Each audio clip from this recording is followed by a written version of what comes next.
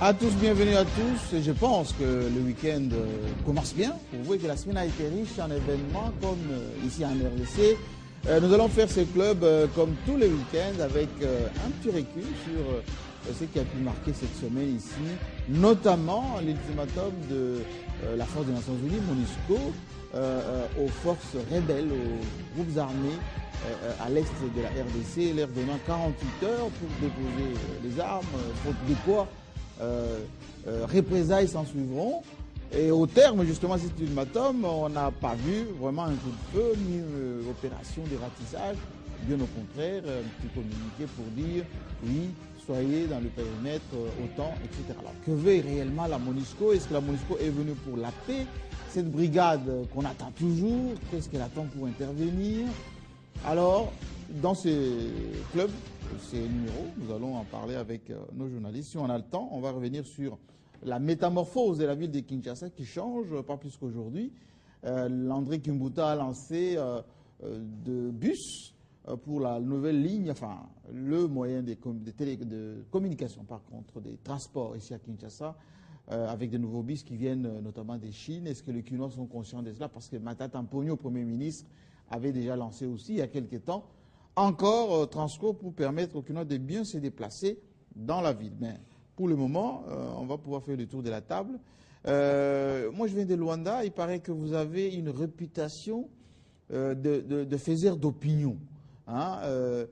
Daniel Safou, qui est plus monsieur spécialiste de l'armée, mais même si beaucoup de généraux vous ont contredit par rapport à ce que vous avez dit la semaine dernière, Mike, l'homme qui régente l'actualité plutôt vue du côté des opposants, on dit qu'il faut lui inculquer une dose de patriotisme un tout petit peu. Je crois. Hein? Bon, ben, je ne vais pas me mettre à répondre aux téléspectateurs s'ils ont leur avis. Moi, je fais mon boulot, je suis analyste. Oui. Quand je viens ici, je cherche à m'informer, si bien du côté de la majorité que de l'opposition. Il a un cœur qui bat plutôt dans l'opposition. Non, je ne crois pas. Je crois que mon cœur bat du côté de certaines valeurs. Et si ces valeurs se trouvent du côté de l'opposition, je ne me gêne pas beaucoup. Même si l'opposition se comporte mal, vous allez toujours battre de ce côté-là? Je parle de valeurs. Je crois que quand je parle de valeurs, c'est que je ne peux soutenir que quand ces valeurs sont respectées. Absolument. Mais la route Badibanga, lui, c'est plutôt du côté de la justice. De la justice, de la patrie, de la nation, rien que ça. Alors, justement, en parlant un peu du spirituel, je voulais marquer une petite pause pour rendre hommage à Alain Moloto, qui nous a quittés hier, vendredi, donc ici à Kinshasa, un grand monsieur, vraiment paix à son âme, qui se repose en paix parce qu'il a souffert un peu depuis quelques temps de cela. Alors, Pasteur Paul, vous, c'est plutôt la sagesse incarnée, il paraît. Alors, toujours au centre ou bien vous avez penché pour un organe de presse en gestation? Je pense qu'on a rendu hommage à Alain Moloto. Oui. Si vous ne l'avez pas dit, j'allais le faire. Oui. Rendons quand même hommage à Alain Moloto, qui, lui, avec Franck Moulaja, ils ont révolutionné les cultes chrétiens dans notre pays, en remettant l'adoration au centre.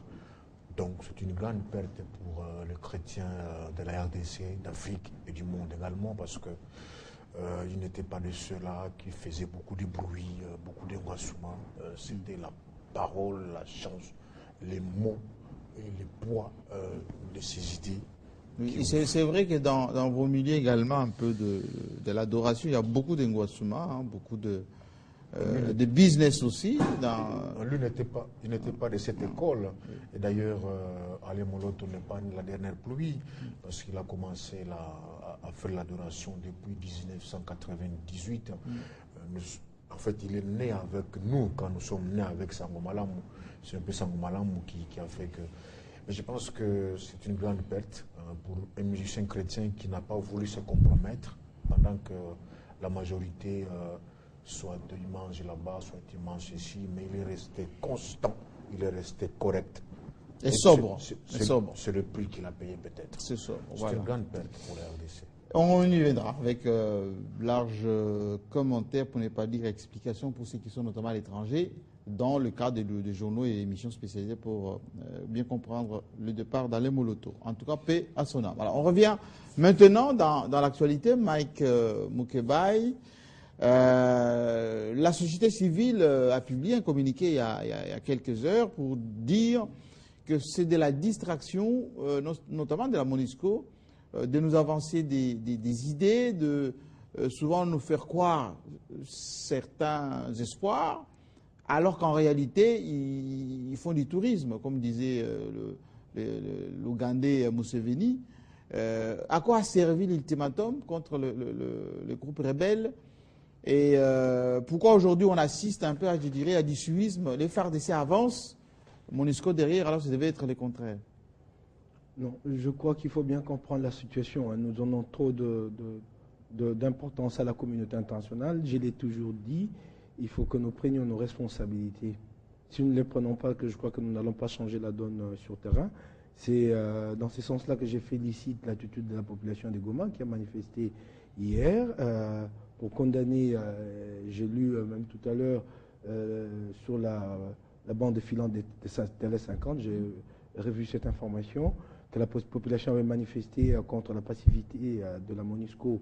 Je crois que c'est un autre pays d'exercice. Qui empêcherait même les FARDC de progresser, oui. Ou parfois même, alors même la société civile a dénoncé, et je vais vous laisser la parole, le Rwanda qui empêchait même les Congolais qui veulent retourner dans les territoires pacifiés, qu'ils ont orientés plutôt vers l'Ouganda. Alors, que veut réellement la MONUSCO à l'Est? Pourquoi ils sont tous dans la masse avec les 4x4, les chars et tout ça? Dans un premier temps, je peux trouver une explication. Ce n'est pas que je cherche à dédouaner la MONUSCO, notamment la brigade spéciale d'intervention. Qui se déploie toujours. Je suis en train de me dire que tant que les drones ne sont pas déployés, peut-être qu'ils n'ont pas encore suffisamment d'informations pour lancer des opérations terrestres et qu'ils attendent de déployer les drones. C'est peut-être une explication que certains experts avancent. Mais en réalité, je crois qu'il nous faut exercer des pressions. Mais le porte-parole nous dit tous les jours, la brigade est là, etc. Bon, je tente de comprendre la situation par rapport à mes informations, des experts avec lesquels j'ai discuté. Donc, mais ce qui est vrai qu'il faut qu'à notre niveau, qu'on exerce suffisamment de pression sur la communauté internationale. Elle a déployé la brigade spéciale d'intervention. Mais en même temps, elle nous dit que la solution à la crise, à la guerre, au conflit avec le M23 et le Rwanda et dans la région dans l'ensemble, est avant tout une solution négociée. C'est qu'en fait, en réalité, elle-même, elle n'est pas prête à recourir de manière très, très engagée à la force. Donc, c'est à nous d'exercer. Mais pourquoi le président tanzanien est plus offensif que les Uruguayens ou les autres qui sont à l'Est? Bon, mais c'est tout à fait normal. Il a ses positions à lui, sa conviction. Peut-être qu'il se sent beaucoup plus concerné. Et c'est un pays de la région, la crise a longtemps... Parce que le général qui commande, il est bien tanzanien. La crise a longtemps duré. Mais il nous faut, nous, travailler. Il nous faut prendre nos responsabilités. Je ne vais pas demander au gouvernement d'encourager la population de Goma à continuer à manifester, mais il y a bien d'autres voies par lesquelles nous pouvons exercer des pressions sur la communauté internationale. Bon, admettons, je vais prendre les cas extrêmes, si dans les 3 mois... la brigade d'intervention, à mon point de vue, n'intervient pas. Pourquoi ne pas demander c'est ce que la population a dit. Son départ. Oui. Parce qu'elle est venue pour une mission, et cette mission est très bien claire, noir sur blanc, oui. qu'elle est là pour utiliser la force contre les groupes armés. Et le principal groupe armé aujourd'hui, et qui est à la base de l'instabilité à l'est de la République démocratique du Congo, c'est le M23. Donc il nous faut, nous, travailler diplomatiquement pour que cette mission soit mise en œuvre. J'allais dire, je ne vais pas anticiper, mais je crois qu'il faudra bien connaître les temps de parler quand même des bus de Kimbuta. Oui. À la différence des bus de Matata, les bus de Matata sont acquis sur fonds propres. Oui. Les bus de Kimbuta sont propriété d'un privé et on n'y comprend rien. Ça s'appelle New Transkin. Hier, on avait retranskin, c'est vraiment un méli-mélo. Bon, écoutez, on en parlera plus en détail au journal officiel. Dès qu'on a le temps. Okay, faut pas embrouiller. On parle de la sécurité d'abord. Il y a à boire et à manger Paul Diakessé. Est-ce que la population de Goma a raison de soutenir maintenant à fond les FARDC, bon, sans pour autant faire ce que vous avez annoncé, traverser jusqu'à Gisenyi, c'est pas ce qu'ils veulent. Ils veulent tout simplement que la FARDC soit plus offensive, qu'on les encourage, etc. Ils n'ont plus confiance à la MONUSCO, ni à la brigade. Ils voient beaucoup de 4x4 parader dans la ville, plutôt dans les bars qu'au front. Peut-être que c'est vous qui ne voulez pas qu'on dise qu'on doit aller jusqu'à Kigali. On ferme la parenthèse pour des raisons peut-être de votre télévision. Mais je pense que tous les Gomatranciens seront très contents si le FARDC mettait leur nez sur Kigali. Alors, pour répondre à votre question... Non, dosez votre, on me dit, tempérez vos ambitions. Non, vous ne me changerez pas de point de vue, parce que je sais que lorsque mon armée sera capable de dire aux Rwandais, si vous continuez, on arrive à Kigali, c'est qu'en ce moment-là, nous avons déjà atteint un certain niveau dissuasif. Aussi longtemps qu'on n'atteindrait pas ce niveau-là, ça sera difficile.